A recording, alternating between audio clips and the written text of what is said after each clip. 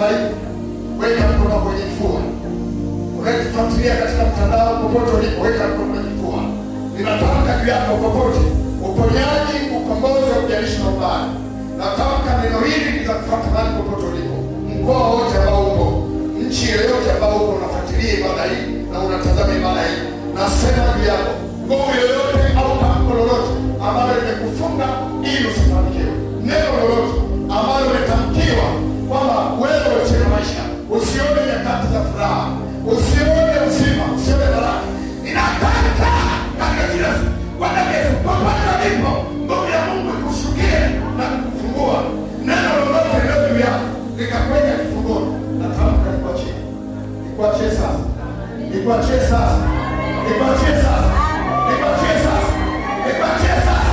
Ninaona mwanamke mmoja katika mbao, naona mwanamke mmoja katika mbao, upande wa kulia kuna kitu chenye ncha, maumivu kama kitu chenye ncha kali kinatoka kwa jina la Yesu Kristo ya hai, kwa damu ya Yesu Kristo ya hai. Kwa Mungu ni mkuu, leta kama nini,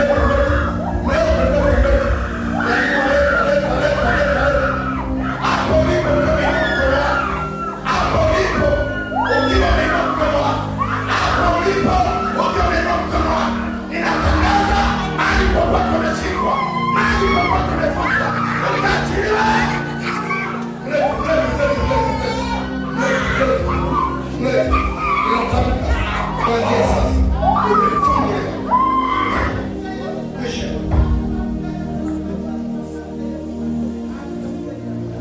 Katika jina la Yesu, wewe unasumbuliwa na madeni, roho za madeni ziko juu yako, ni wakati wako. Ninaona malaika wa Bwana ameshuka mahali hapa kukutoa katika utumwa wa madeni kwa jina la Yesu.